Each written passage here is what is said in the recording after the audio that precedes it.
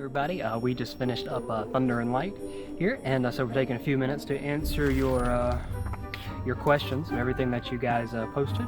So without further ado, let's get started. It's kind of a toss-up. For Hannah, it's more of the illusions. Definitely the one with floating on the brooms and crawling through Brandon's body. It's what you would call physical grand illusion. Yes. So those are very hard for her. For me, on the other hand, it really is more of the sleight of hand, like the cards and then the cups and the balls, things like that take years and years to perfect and get right, and even still some nights I mess up. It really just depends on what it is exactly. Illusions usually take us longer just because they are more physical. The broom illusion, I mean, about 2.5 years before we got that on stage. Yes, and still frightening every time I perform it. Yeah, everyone's completely different. Some of them are right out of the box, and then other times just a lot longer. Twice a year. November and December, obviously, we put on a full Christmas show. All the presentations, the costumes, the music, the scripting. It's very fun to completely redo the show, but it's a lot of work. The other time of the year, our goal is every April. The show we finish with in October, when we come back in February, that's the show we pick up with, and then that gives us a couple months to rehearse and get the new effects ready. We do a trick in the show. I didn't invent the premise behind the effect as to what happens. I did invent a method to make it happen. I generally spend more time on the presentations in the show, making sure the scripting, the lighting, the music, the costuming is exactly on point. I think most lay people, most muggles, they appreciate the magic no matter what, and we just want to make it entertaining at the end of the day. Oh, celebrities don't don't pay really to come see shows when they're on vacation. And I don't real think celebrities don't come to Myrtle Beach. I know they film here and stuff, but they don't normally see shows while they're filming. Which celebrities don't pay our bills. It's you guys. It's our general paying audience that come to see the shows that pay the bills, and so our goal is to keep you guys entertained and happy. I mean, we've had some magic people that are important that have come to see our show. Yeah, we've had some bigger names in magic come to see the show. Y'all wouldn't know them, so that doesn't matter. But they're celebrities to us. Yes, they're celebrities to us. But not to you guys. You know, we get a lot of magicians who ask us all the time, would you think about this illusion? Would you think about this illusion? In the case of the traditional sawing a lady in half and the clear version of sawing, they're just two that we're not particularly fond of.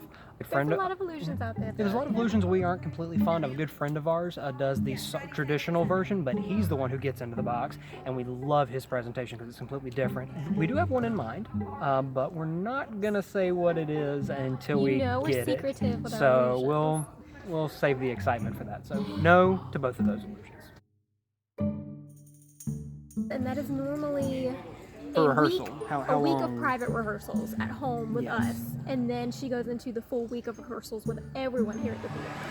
So she technically gets 2 weeks. To Siri. Yeah, so sorry, they're cleaning up the theater with they have leaf blowers to blow everything out. So Blow the popcorn out. we had to move. This next question is just from someone in my extended family who's just being nosy. I did say personal. They're totally allowed to ask. Yeah, that's fine. And this is a question that we get asked frequently, even by people just coming to the shows. And more importantly, they ask, what are you going to do when you're pregnant? When you're pregnant. So the answer is yes. We absolutely want children. I will still be in the show. Actually, it'll be more, I'll be your assistant. Yes, Brandon will be my assistant. I'll be throwing him in boxes. We have already started planning routines that we will be doing during that time, even stuff that's planned around me actually being pregnant. So, we're prepared for it to happen. We're just not actively planning or anything. Always said it would be by the time I was 26, so I'm already 25, so I think we're a little behind on schedule there. But there's things we still want to do, and I'll be honest, I'm selfish, and we just got a traveling bug a little bit too. I don't want to share.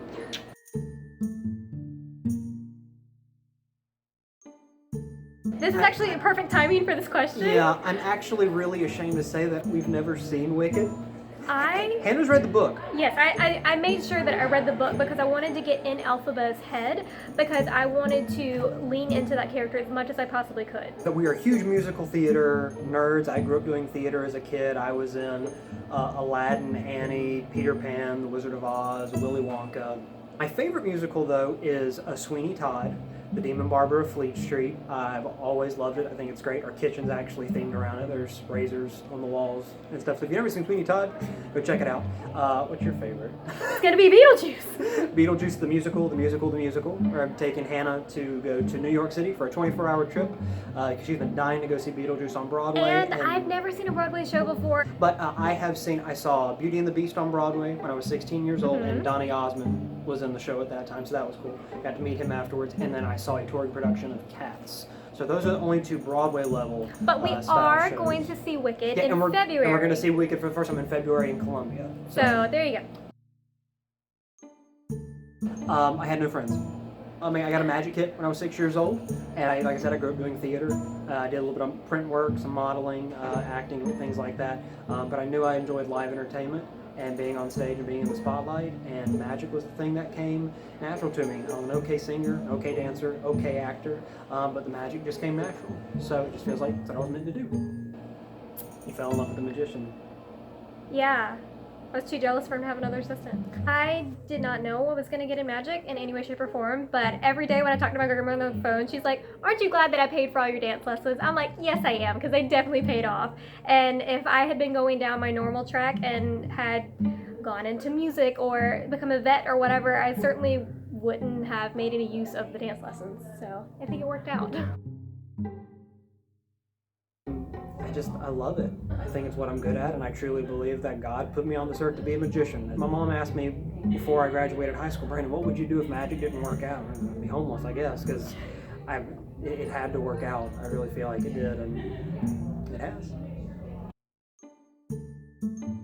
I mean, come on, do I really need a reason why I love it? I just love to see that look of wonder and awe in people after the show and during the show, and help people forget about their problems for a little while. I think it is one of the most underrated art forms in the entire world. It can touch so many levels and so many lives. It can make you laugh, it can make you cry, it can make you scared. So I just think it's really important. I love magic because it does for people what Disney does for me. Like all the emotions that he just said that you can get from it, and just forgetting about everything that's going on in the world to just have some fun for a little bit, and just the smile on their faces and everything. I mean, that's how I am in Disney. Question is pretty much all for me. I don't think that really applies to you, Bert. This is Hannah's question, so I'm gonna leave. Really, the one that's the hardest to get into is the white costume that I wear when I crawl through Brandon's body, because it's the time of the show that I have to take off a few things. I have to actually change my tights to a much stronger fishnets because it will get caught on Brandon's belt and the prop and everything you could possibly imagine and gets ripped. So I have to prevent that, and then I have to put on the leotard, and then I have to put on a pair of white shorts over the top of that. So that one's a little more difficult than most of them. This is a trick question.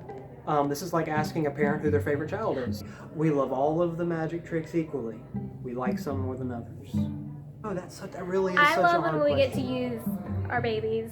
So if it's Pippin or Luna, I just like getting to interact with them on stage. I think that's super fun. I'm really partial to the postcard trick right now. Okay. The postcard has been so much fun. If you haven't seen the show, come see it. My favorites, just because there's some really impossible moments in the postcard, and that's what I love about it. Thanks for watching. We appreciate it. Bye. Bye.